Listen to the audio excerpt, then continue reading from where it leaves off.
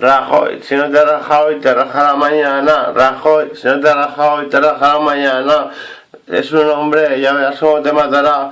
Te va a rajar, te va a asesinar de la peor forma criminal. Y para que veas que tampoco soy de izquierdas.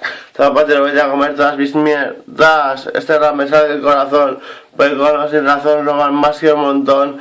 Son los hijos de puta que solo piensan en su bolsillo. A los demás se les den por el culo, el país les importa una mierda.